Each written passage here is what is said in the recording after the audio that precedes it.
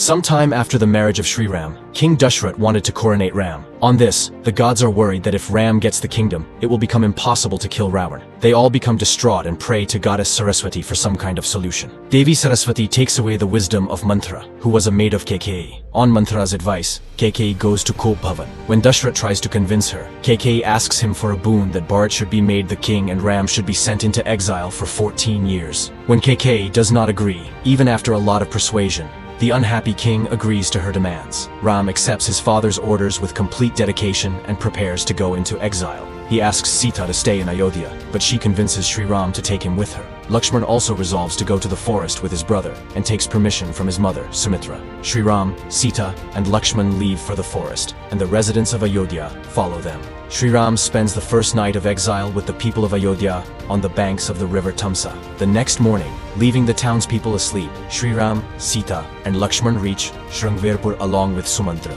In Shrungvarpur, he meets Nishadraj Guru, who serves him. From there, Sri Ram sends Sumantra back to Ayodhya, and the Kevar takes all three across the Ganges river to Prayag in his boat. After reaching Prayag, Sri Ram meets Bharadwaj Muni. From there, Sri Ram, Sita, and Lakshman reach the ashram of sage Valmiki. Valmiki tells Sri Ram the glory of Chitrakoot and suggests he reside there. Sri Ram, Sita, and Lakshman reach Chitrakoot, which is situated on the banks of the Mandakini river.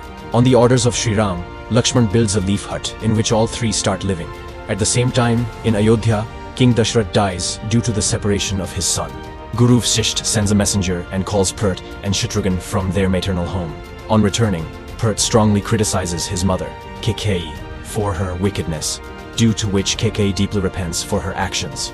As per the orders of his guru, Bharat performs the last rites of King Dashrath.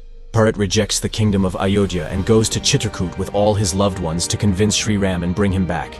Along with everyone, Sita's parents, Sunyana and Janak, also go to Chitrakoot. As soon as Sri Ram sees Bharat, he hugs him and inquires about everyone's well-being. Everyone requests that Sri Ram return to Ayodhya and take over the kingdom.